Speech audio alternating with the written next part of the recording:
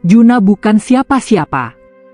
Seorang pemuda desa sederhana yang hidupnya sudah ditempa oleh kerasnya dunia sejak kecil. Ayahnya seorang buruh tani, ibunya hanya pedagang kecil di pasar. Sejak remaja, Juna terbiasa ikut kerja serabutan, mengangkut pasir, membantu kuli di proyek kecil, hingga menjadi kenek angkutan. Hidup baginya tak lebih dari perjuangan untuk sekadar bertahan. Namun di balik semua kesederhanaan itu, Juna punya hati yang luas. Ia mungkin miskin harta, tapi kaya kasih sayang. Dan dari hati itulah ia jatuh cinta pada seorang gadis di sekolahnya, Dina. Dina berbeda jauh dengan Juna. Meski bukan anak orang kaya, Dina punya cita-cita besar. Ia cerdas, ambisius, dan sering mendapat ranking di kelas. Gurunya selalu mengatakan bahwa Dina adalah harapan desa, gadis yang mungkin suatu hari bisa menjadi orang penting. Sejak pertama kali mengenalnya, Juna merasa ada cahaya di diri Dina. Ia jatuh cinta bukan hanya pada wajah Dina yang manis, tapi juga pada semangatnya. Mereka berdua sering pulang sekolah bersama. Juna rela berjalan jauh untuk mengantar Dina sampai depan rumah, meski berarti ia harus memutar jalan 2 kali lipat. Kadang Dina protes. "Jun, kamu tuh capek kerja juga, ngapain nganterin aku jauh-jauh?" Juna hanya tersenyum. "Capekku hilang kalau bisa lihat kamu sampai rumah dengan selamat." Kata-kata sederhana itu membuat Dina diam. Hatinya yang dingin karena kerasnya kehidupan, diam-diam luluh oleh ketulusan Juna. Awal perjuangan. Lulus SMA, jalan hidup mereka berbeda. Dina mendapat kesempatan kuliah di kota lewat jalur mandiri. Ia sangat ingin melanjutkan, tapi biaya menjadi masalah besar. Ayahnya hanya tukang ojek, ibunya penjual gorengan di pasar. Mustahil bisa membayar uang masuk kuliah yang begitu besar. Dina sempat putus asa. Namun di saat itulah Juna datang dengan keputusannya. "Nah, kuliah aja. Jangan berhenti. Aku yang bakal cari uang buat kamu." Dina menatapnya kaget. "Jun, kamu gila? Kamu sendiri aja cuma kerja serabutan. Dari mana uangnya?" Juna menghela napas, tapi tatapannya teguh. "Aku bisa jadi kuli bangunan full, nah. Gajinya memang gak seberapa, tapi kalau aku kerja siang malam, cukup buat biaya kuliahmu. Aku cuma pengen kamu jadi orang sukses, jangan kayak aku." Air mata Dina menetes tanpa sadar. Di satu sisi, ia bahagia punya seseorang yang begitu tulus. Tapi di sisi lain, ada rasa bersalah yang menggelayut. Apakah adil membiarkan Juna mengorbankan hidupnya demi dirinya? Namun Juna tak pernah ragu. Sejak saat itu, ia resmi bekerja sebagai kuli bangunan di proyek-proyek kota. Ia bangun pagi sebelum matahari terbit, naik truk penuh debu, lalu pulang malam dengan tubuh basah oleh keringat dan baju lusuh berbau semen. Setiap kali menerima gaji harian, sebagian besar langsung ia serahkan untuk Dina. Sisanya ia gunakan sekadar untuk makan dan ongkos pulang. Kadang ia bahkan menahan lapar demi bisa menabung lebih banyak. Hidup mereka penuh perjuangan. Dina sibuk kuliah, Juna sibuk bekerja. Kadang mereka hanya bisa bertemu sekali seminggu, itu pun sebentar. Namun setiap pertemuan selalu dipenuhi hangatnya perhatian Juna. Suatu malam, Dina yang sedang belajar di kos menerima pesan singkat dari Juna. "Nah, aku jatuh dari tangga di proyek. Tapi jangan khawatir, aku baik-baik aja." Dina panik. Ia langsung menuju rumah sakit kecil tempat Juna dirawat. Saat melihat tubuh Juna dengan kaki diperban, air matanya pecah. "Jun, kenapa kamu maksa banget kerja? Aku takut kehilangan kamu." Juna tersenyum lemah meski menahan sakit. "Aku nggak apa-apa, nah. Yang penting kuliahmu jalan terus. Jangan berhenti ya." Tangisan Dina makin deras. Ia sadar, pengorbanan Juna bukan main-main. Namun jauh di lubuk hatinya, ada keraguan kecil yang tak bisa ia tolak. Apakah ia bisa selamanya hidup bersama seorang kuli bangunan? Pertanyaan itu menghantui Dina, meski tak pernah ia ungkapkan. Hari demi hari, Juna terus bekerja. Badannya makin kurus, tangan penuh kapalan, punggungnya sering sakit karena mengangkat beban berat. Tapi tak sekalipun ia mengeluh. Teman-teman Juna sering mengejek. "Jun, kamu bodoh banget. Kerja banting tulang, duitnya dikasih cewek. Kalau nanti dia ninggalin kamu, nyesel loh." Namun Juna hanya tertawa. "Kalau memang dia ninggalin aku, berarti bukan jodohku. Tapi kalau dia tetap sama aku sampai akhir, berarti perjuanganku nggak sia-sia." Ucapan itu terdengar sederhana, tapi dari sanalah terlihat betapa besar cinta Juna pada Dina. Ia mencintai tanpa syarat, tanpa pamrih. Dina, meski kadang kesal karena Juna terlalu keras kepala, tak bisa menolak ketulusannya. Hatinya yang keras sering luluh ketika melihat Juna datang dengan pakaian penuh debu semen, tapi membawa sekantong nasi bungkus untuk mereka makan bersama. "Aku nggak bisa kasih kamu bunga, nah. Tapi aku bisa kasih nasi hangat. Semoga cukup bikin kamu semangat belajar." Dina hanya bisa menatapnya sambil menangis dalam hati. Namun, semakin lama, semakin terasa perbedaan mereka. Dina makin sibuk dengan kuliahnya, bertemu teman-teman baru dari keluarga berada, sementara Juna tetap dengan kehidupan kerasnya. Kadang Dina merasa malu ketika teman-temannya bertanya tentang pacarnya. Ia tak pernah berbohong, tapi juga tak berani menceritakan siapa Juna sebenarnya. Suatu kali, Dina berkata lirih, "Jun, kamu nggak kepikiran cari kerja lain yang lebih baik? Jadi kuli terus, sampai kapan?" Juna menatapnya dengan tatapan teduh. "Aku nggak punya ijazah tinggi, nah. Jadi kuli ini satu-satunya cara biar aku bisa terus biayain kamu." Dina terdiam. Kata-kata itu menohok hatinya. Ia sadar, Juna benar. Tapi entah kenapa, hatinya mulai merasa jauh. Meski begitu, hubungan mereka tetap bertahan. Waktu berjalan, tahun demi tahun. Hingga akhirnya Dina berhasil menyelesaikan kuliah S1-nya dengan bangga. Dan di hari wisudanya, Juna datang dengan kemeja lusuh yang dipinjam dari tetangganya. Ia berdiri di keramaian, memandang Dina dengan mata berbinar.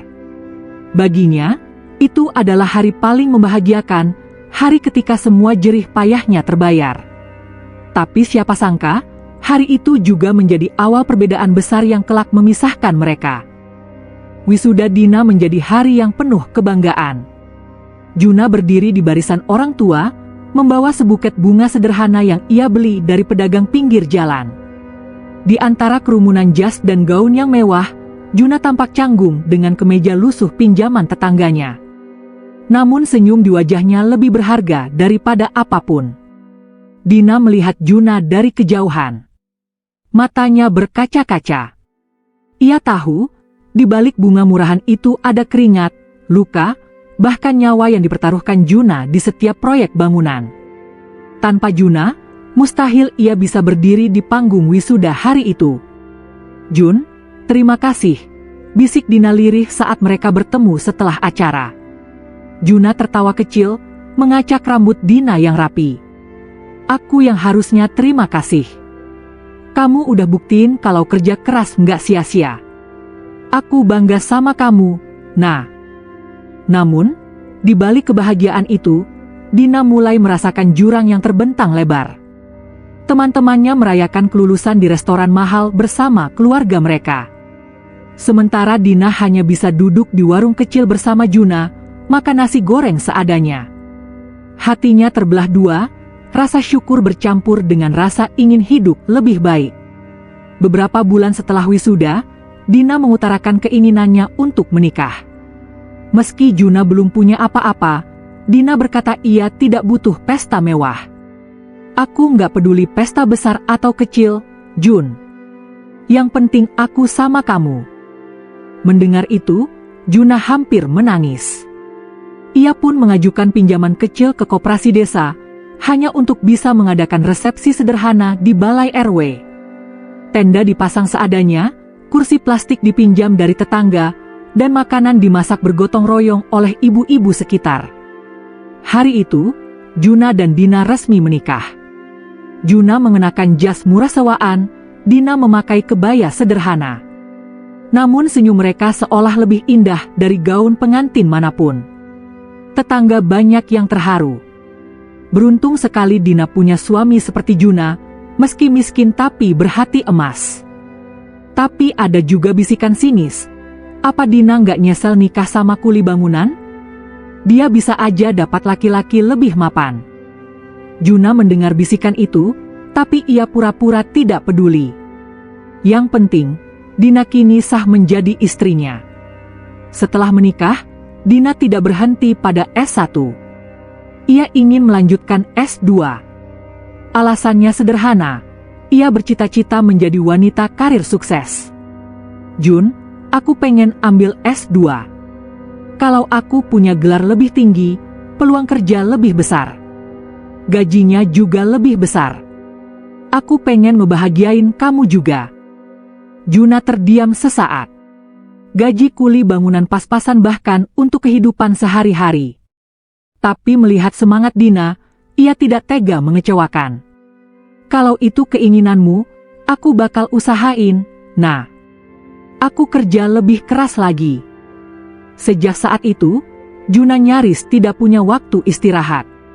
Pagi sampai sore ia bekerja di proyek, malam kadang ia ikut kerja tambahan mengangkut barang di pasar. Badannya makin kurus, kulitnya makin legam, tapi ia tetap tersenyum setiap kali bisa menyerahkan uang kuliah ke Dina. Dina pun semakin sibuk dengan studinya. Ia mulai jarang di rumah, pulang malam karena tugas atau seminar. Juna mengerti, meski hatinya sering merindukan kebersamaan. Setahun berlalu, Dina sudah setengah jalan menempuh S2. Sementara Juna tetap di tempat yang sama, kuli bangunan. Suatu malam, saat mereka makan bersama, Dina berkata, "Jun, kamu nggak pernah kepikiran coba cari kerja lain? Mungkin yang lebih rapi? Supaya kamu nggak capek terus." Juna tersenyum. "Aku cuma lulusan SMA, nah. Jadi kuli ini satu-satunya cara aku bisa dapetin uang cepat. Aku nggak malu, selama itu halal." Dina mengangguk, tapi dalam hatinya ada perasaan aneh. Ia mulai membandingkan Juna dengan teman-teman kuliahnya yang sering bercerita tentang suami mereka. Ada yang bekerja di kantor besar, ada yang jadi dosen, ada yang punya usaha sendiri. Dina ingin, suatu hari nanti, ia juga bisa membanggakan suaminya. Namun Juna tetaplah Juna. Ia sederhana, apa adanya, tak pernah bermimpi tinggi. Meski sudah menikah 2 tahun, mereka belum dikaruniai anak. Sebenarnya bukan karena takdir, tapi karena Dina memang menunda. "Aku belum siap punya anak, Jun. Kalau aku hamil sekarang, kuliahku bisa berantakan. Aku pengen fokus dulu." Juna sebenarnya ingin sekali punya anak. Ia membayangkan rumah kecil mereka dipenuhi suara tawa. Tapi ia tidak tega memaksa. "Kalau itu maumu, aku nurut. Aku cuma pengen kamu bahagia." Namun dalam diam, ada luka di hatinya. Ia merasa pernikahan mereka berjalan timpang, Dina yang terus melangkah maju, sementara ia tertinggal. Suatu malam hujan deras, Juna pulang lebih awal dari proyek. Tubuhnya lelah, tapi ia bahagia bisa bertemu Dina lebih cepat. Namun saat tiba di rumah, ia menemukan Dina duduk di meja belajar, dikelilingi buku dan laptop. "Jun, aku dapat tawaran beasiswa ke luar negeri. Kalau aku bisa, aku pengen coba," kata Dina tiba-tiba. Juna terdiam. Ke luar negeri? Baginya itu dunia yang jauh. "Nah, kalau kamu pergi, gimana aku?" Dina menunduk. "Aku nggak tahu, Jun. Aku cuma pengen punya kesempatan lebih baik. Aku janji nggak akan ninggalin kamu." Kata-kata itu menancap di hati Juna. Ia percaya pada Dina, Tapi hatinya mulai diselimuti rasa takut. Bagaimana jika Dina benar-benar terbang terlalu jauh dan melupakan dirinya? Hari-hari setelah itu semakin berat. Dina sibuk dengan kuliah dan persiapan beasiswa, Juna sibuk dengan kerja. Mereka jarang makan bersama, jarang mengobrol panjang. Rumah mereka semakin sunyi. Namun setiap kali Dina terlihat lelah, Juna selalu berusaha memberi dukungan kecil. Membuatkan teh hangat, menyiapkan makanan sederhana, atau sekadar mengusap kepala Dina. Aku mungkin gak bisa bantuin kamu ngerjain tesis, nah. Tapi aku bisa jagain kamu supaya gak sakit. Dina menatapnya, hatinya bergetar. Ia tahu Juna tulus. Tapi di balik itu, ada suara kecil dalam dirinya yang makin keras. Apakah aku bisa bahagia selamanya dengan dia? Hari wisuda S2 pun tiba. Dina tampil anggun dengan toga, sementara Juna datang lagi dengan kemeja pinjaman, sama seperti dulu. Dina mendapat predikat cum laude. Semua orang bertepuk tangan. Juna ikut bangga, berdiri paling depan meski kakinya pegal. Namun di balik kebanggaan itu, ia merasa semakin kecil dibandingkan Dina. Dan disitulah, benih keretakan makin nyata. Suatu sore, Juna pulang lebih cepat dari proyek karena hujan deras menghentikan pekerjaan. Saat melewati jalan sempit dekat pasar, ia mendengar suara tangisan lirih. Ia berhenti. Suara itu berasal dari sebuah kardus bekas mie instan di bawah jembatan kecil. Juna mendekat, jantungnya berdegup kencang. Ketika membuka kardus itu, matanya terbelalak, seorang bayi mungil, dibalut kain tipis yang sudah basah kuyup. Ya Allah, bisik Juna, tubuhnya gemetar. Bayi itu menangis lemah, wajahnya pucat karena kedinginan. Tanpa pikir panjang, Juna melepas jaketnya dan membungkus bayi itu. Ia mengangkatnya dengan hati-hati, lalu berlari menuju rumah. Ketika Juna masuk rumah dengan bayi di pelukannya, Dina yang sedang mengetik di laptop langsung terkejut. "Jun, apa-apaan ini?" "Nah, aku nemuin bayi ini ditinggalin orang. Kasihan banget. Aku nggak tega." Dina berdiri, wajahnya kaget bercampur panik. "Loh, terus kamu bawa pulang?" "Jun, kita nggak bisa asal bawa anak orang ke rumah. Kita sendiri aja hidup susah. Gimana mau ngurus bayi?" Juna menatap bayi itu dengan mata berkaca-kaca. "Nah, lihat dia. Kalau aku tinggalin, mungkin udah mati kedinginan. Aku cuma pengen nyelamatin nyawanya." Dina mendesah, memijit pelipis. Hatinya sebenarnya iba, tapi pikirannya langsung dipenuhi hitungan praktis. Biaya susu, popok, kesehatan. Semua itu beban baru. Malam itu, bayi itu menangis terus. Juna yang bergantian menggendongnya, berusaha menenangkannya. Ia bahkan rela tidak tidur, sementara Dina memilih menutup telinga dengan bantal. Pagi harinya, Juna mencari bidan dekat rumah untuk memastikan bayi itu sehat. Bidan mengatakan bayi itu berusia sekitar 2 bulan, tampaknya ditinggalkan. Kalau Mas benar-benar niat ngurus, sebaiknya lapor ke kelurahan dulu. Nanti proses adopsi bisa diurus. Juna mengangguk. Dalam hatinya, sudah ada tekad kuat. Ia ingin merawat bayi itu, apapun yang terjadi. Ia memberi nama bayi itu Akil, artinya bijaksana, berharap kelak ia tumbuh jadi anak yang kuat dan penuh makna. Namun semakin hari, konflik dengan Dina makin besar. Suatu malam, ketika Akil menangis keras karena demam, Juna panik. Ia bolak-balik mengompres dengan air hangat, sementara Dina hanya duduk di sudut ruangan. "Nah, tolong pegangin bentar, aku mau bikin susu," pinta Juna. Dina menggeleng cepat. "Aku nggak bisa, Jun. Aku nggak pernah mau punya anak sekarang. Kamu tahu itu. Kenapa maksa aku?" Juna terdiam. Kata-kata itu seperti pisau yang menusuk hatinya. "Nah, aku nggak maksain kamu. Aku cuma minta bantuan sebentar. Dia ini nyawa, sama kayak kita. Apa kamu nggak kasihan? Dina menutup wajahnya dengan tangan. Jun, kamu nggak ngerti. Aku capek. Aku kerja keras, kuliah bertahun-tahun. Aku punya mimpi. Aku nggak mau hidupku berhenti cuma karena bayi yang bahkan bukan darah daging kita. Tangis Akil makin keras. Juna meraih bayi itu lagi, menenangkannya sambil berkata lirih. Kalau kamu anggap dia beban, biar aku aja yang ngurus.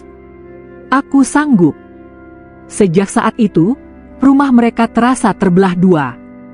Di satu sisi ada Juna dan Akil, dengan tawa dan tangis bayi yang mengisi malam. Di sisi lain ada Dina, sibuk dengan pekerjaannya dan semakin menjauh. Tetangga mulai memperhatikan. Ada yang kagum pada Juna. Luar biasa ya, Mas Juna. Meski miskin, tapi hatinya mulia, mau merawat anak orang. Tapi ada juga yang bergosip. Kasihan istrinya, udah repot kerja, suaminya malah bawa pulang anak pungut. Bisa-bisa berantakan rumah tangganya. Dina mendengar gosip itu, dan rasa malunya makin menjadi. Ia merasa langkah karirnya dihambat oleh kehadiran bayi yang bukan pilihannya. Meski berat, Juna menemukan kebahagiaan baru bersama Akil. Ia rela bangun malam, menidurkan bayi di pelukan, bahkan membawanya ke proyek kadang-kadang jika tidak ada yang bisa menjaga. Para pekerja lain menertawakannya. Wah, kuli bawa bayi. Jangan-jangan itu anaknya Hasil, kamu ngertilah. Juna tidak marah. Ia hanya tersenyum, mencium kening Akil. Biar orang ngomong apa aja. Yang penting aku tahu, aku nyelamatin dia. Hubungan Juna dengan Akil semakin erat, seolah bayi itu memang ditakdirkan untuknya. Suatu malam, Dina pulang larut dengan wajah lelah. Ia melihat Juna tertidur di kursi dengan Akil di pelukan. Ada kehangatan yang sulit dijelaskan dalam pemandangan itu. Namun alih-alih luluh, hatinya justru semakin keras. Ia merasa dirinya orang luar di rumah sendiri. Keesokan harinya, saat sarapan, Dina berkata tegas. Jun, aku nggak sanggup lagi. Aku nggak mau hidup seperti ini. Aku mau fokus sama karirku. Kalau kamu mau terus ngurus bayi itu, silakan. Tapi aku pengen cerai. Suasana hening. Hanya suara sendok jatuh yang terdengar. Juna menatap istrinya, wajahnya pucat. Nah, kamu serius? Dina mengangguk, meski matanya berkaca-kaca. Aku minta maaf, Jun. Aku sayang sama kamu, tapi aku nggak bisa hidup dengan beban yang bukan pilihanku. Juna memeluk Akil lebih erat. Hatinya hancur. Tapi ia tahu, cintanya pada bayi itu tidak kalah dari cintanya pada istrinya. Hari-hari berikutnya penuh ketegangan. Dina tetap tinggal sementara proses perceraian berjalan, tapi ia semakin jarang pulang. Rumah mereka makin sunyi, hanya diisi suara tangis Akil dan nyanyian lirih Juna untuk menidurkannya. Juna sering menatap foto pernikahan mereka yang tergantung di dinding. Nah, dulu kamu bilang gak peduli hidup sederhana, asal sama aku. Kenapa sekarang semua berubah? Air matanya jatuh, membasahi kertas foto yang mulai memudar. Meski hancur, Juna tidak menyerah. Ia yakin, Akil adalah anugerah. Ia percaya, kelak bayi ini akan membawa cahaya dalam hidupnya. Namun ia tak pernah menyangka, bayi mungil yang ia pungut dari kardus itu sebenarnya menyimpan rahasia besar, rahasia yang kelak akan mengubah segalanya, bahkan jalan hidupnya sendiri. Hari perceraian itu akhirnya tiba. Pengadilan agama di kota kecil mereka menjadi saksi berakhirnya ikatan suci yang dulu diikrarkan penuh cinta. Juna datang dengan wajah letih namun tegar, sementara Dina tampil rapi dengan setelan kerja, membawa map hitam di tangannya. Hakim membacakan keputusan dengan suara tenang, tapi bagi Juna, setiap kata terasa seperti petir yang menyambar. Dengan ini, gugatan cerai diterima. Saudara Juna dan saudari Dina resmi bercerai. Hening. Seolah seluruh dunia berhenti berputar. Juna menatap Dina, berharap ada sedikit keraguan di wajah istrinya. Namun Dina menunduk, menahan air mata yang berkilat di sudut matanya. Ketika keluar dari ruangan, Dina hanya berkata singkat, "Jun, semoga kamu bahagia dengan pilihanmu. Aku juga ingin bahagia dengan pilihanku." Juna menggenggam erat akil yang digendongnya. Ia tidak menjawab. Kata-kata terlalu berat untuk diucapkan. Sejak hari itu, rumah kontrakan mereka hanya dihuni oleh 2 orang, Juna dan Akil. Dinding yang dulu penuh canda kini hanya mendengar tangis bayi dan helaan napas panjang seorang ayah tanpa istri. Namun Juna tidak membiarkan kesedihan menguasainya. Ia harus kuat, demi Akil. Ia membawa Akil ke proyek, ke warung, bahkan kadang ke mushola. Semua orang mulai mengenal bayi itu sebagai anak Juna. Seorang tetangga berkata lirih, kasihannya ditinggal istrinya. Tapi Mas Juna itu luar biasa. Jarang ada laki-laki yang rela ngurus bayi sendirian. Ucapan itu membuat dada Juna panas dan dingin sekaligus. Ada kebanggaan, tapi juga luka yang dalam. Sementara itu, Dina memulai hidup barunya. Ia pindah ke apartemen kecil di pusat kota, lebih dekat dengan kantornya. Hari-harinya penuh dengan rapat, presentasi, dan proyek. Ia merasa bebas, merasa hidupnya kembali pada jalur impian. Namun ketika malam tiba, di balik cahaya lampu kota yang gemerlap, ada ruang kosong dalam hatinya. Suara tangis Akil kadang masih terngiang di telinganya, meski ia berusaha keras menepisnya. "Aku sudah pilih jalan ini. Aku harus kuat," katanya pada diri sendiri sambil menatap cermin. Musim hujan tiba. Suatu malam, Akil demam tinggi. Tubuhnya panas, matanya sayu. Juna panik. Ia segera membawanya ke klinik terdekat meski hujan deras mengguyur. Jaketnya basah kuyup, namun ia tetap menggendong Akil erat-erat. Dokter berkata, "Ini gejala infeksi. Untung Mas cepat bawa ke sini. Kalau terlambat, bisa berbahaya." Juna hampir menangis mendengar itu. Malam itu ia duduk di kursi rumah sakit, menatap Akil yang tidur dengan selang infus kecil di tangannya. "Nak, jangan tinggalin ayah ya. Kamu satu-satunya alasan ayah kuat." Beberapa minggu setelah Akil sembuh, sebuah peristiwa mengejutkan terjadi. Saat Juna menjemput bantuan sembako dari kelurahan, seorang pria paruh baya dengan pakaian mewah memperhatikannya. Tatapan pria itu tertuju pada Akil yang digendong Juna. Pria itu mendekat, wajahnya pucat. "Maaf, Pak, anak itu siapa?" Juna menatapnya curiga. "Ini anak saya." "Maksudnya?" Pria itu menggigil, lalu mengeluarkan ponsel. Ia menunjukkan foto seorang bayi. "Lihat, ini cucu saya. Dia hilang 3 bulan lalu, diculik orang tak dikenal. Kami sudah lapor polisi, tapi tidak pernah ketemu. Ini dia. Saya yakin." Juna terbelalak. Nafasnya tercekat. Bayi dalam foto itu memang sangat mirip dengan Akil. Keesokan harinya, pria kaya itu datang bersama polisi dan tim medis. Mereka meminta izin melakukan tes DNA untuk memastikan. Hati Juna campur aduk. Ia takut kehilangan Akil, tapi ia juga ingin kebenaran terungkap. Akhirnya, ia mengizinkan. Beberapa hari kemudian, hasil keluar, 99,9% cocok. Akil memang cucu dari keluarga Hartono, salah satu pengusaha terkaya di kota itu. Juna terdiam lama saat menerima kabar itu. Rasanya seperti petir kedua yang menyambar hidupnya. "Kalau begitu, aku harus rahin dia?" tanyanya pelan. Pria kaya itu menepuk bahunya. "Mas, kami berterima kasih. Tanpa Anda, cucu saya mungkin sudah tiada. Tapi tenang, kami tidak akan memisahkan Anda. Kami ingin Anda tetap menjadi bagian dari hidupnya. Bahkan, kami ingin memberi Anda sesuatu. Keluarga Hartono mengundang Juna ke rumah megah mereka. Rumah itu jauh berbeda dengan kontrakannya, luas, penuh hiasan, dan dijaga ketat. Di ruang tamu, ayah Akil, seorang pria muda sukses bernama Raditya, menghampiri Juna dengan mata berkaca-kaca.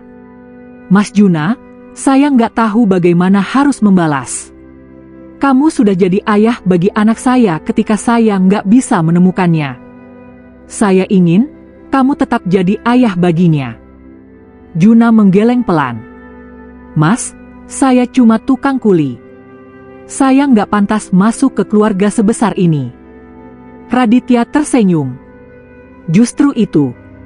Hati kamu yang mulia lebih berharga daripada semua kekayaan ini. Kami sudah sepakat, Mas akan tetap jadi wali Akil.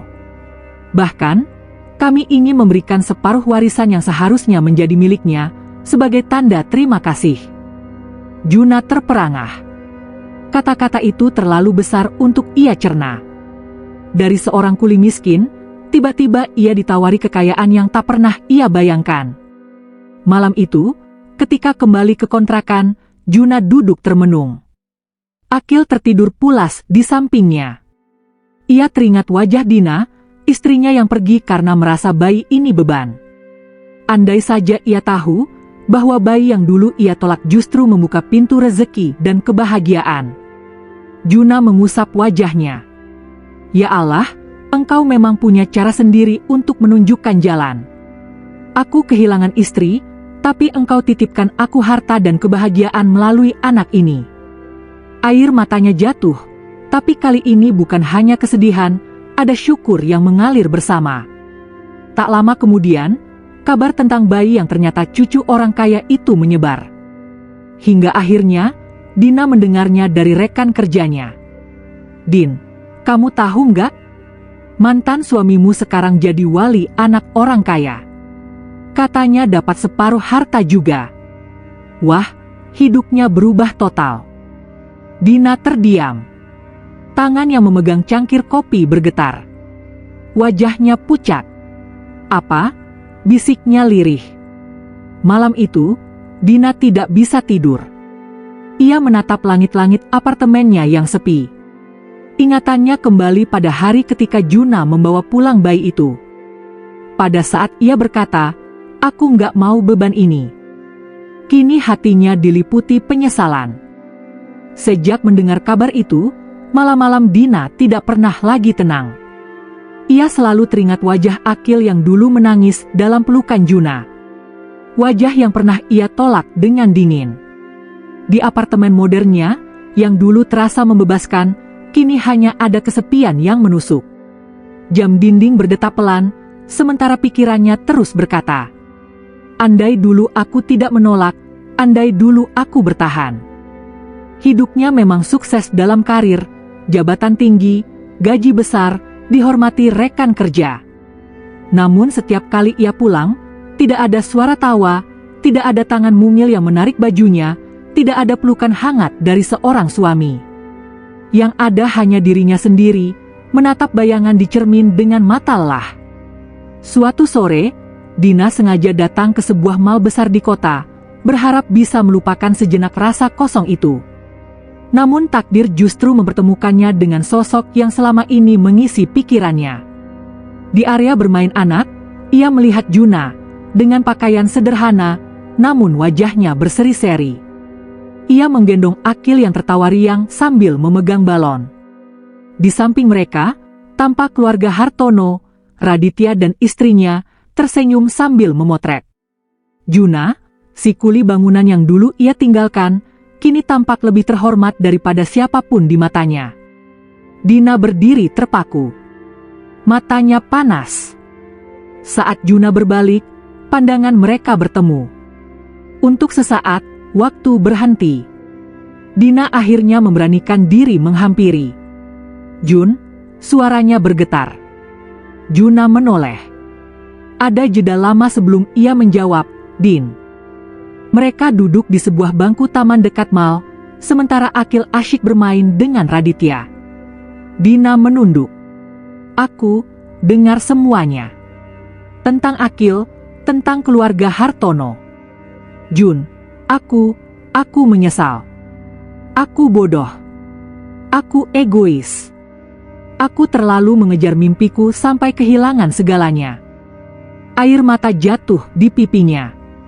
Juna menarik napas panjang. Din, aku nggak marah lagi. Aku sudah lama memaafkan kamu. Tapi kamu harus tahu, keputusanmu dulu, itu yang bikin kita di sini sekarang. Dina menggenggam tangannya. Jun, apa masih ada kesempatan buat kita? Aku ingin memperbaiki semuanya. Aku ingin bersama lagi. Juna menatap mata Dina lama sekali. Ada luka, ada kenangan, tapi juga ada ketegasan. Ia perlahan menarik tangannya. Din, aku sudah bukan Juna yang dulu. Aku memang masih kuli, tapi Allah kasih aku amanah besar lewat Akil. Hidupku sekarang bukan tentang aku lagi, tapi tentang dia. Dan kamu tahu sendiri, kamu yang dulu menolak kehadirannya. Dina terisak, menutup wajahnya. Raditya yang melihat dari jauh akhirnya menghampiri, membawa Akil. Mas Juna, waktunya pulang. Juna mengangguk, lalu berdiri. Ia menatap Dina untuk terakhir kali. Aku doakan kamu bahagia dengan jalanmu, Din. Tapi aku harus melangkah ke depan. Jangan lihat ke belakang lagi. Ia menggendong Akil, lalu berjalan pergi bersama keluarga Hartono. Dina hanya bisa duduk, tubuhnya gemetar, air mata tak berhenti jatuh.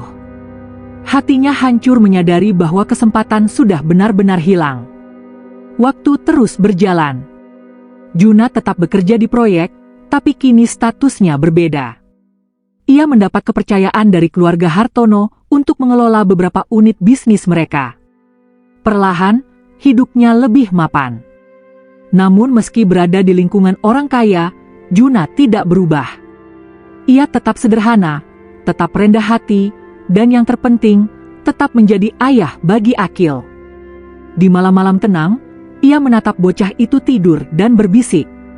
Nak, kamu bukan darah daging ayah, tapi kamu adalah anugerah terbesar dalam hidup ayah. Karena kamu, ayah belajar arti sabar, kehilangan, dan akhirnya menemukan kebahagiaan.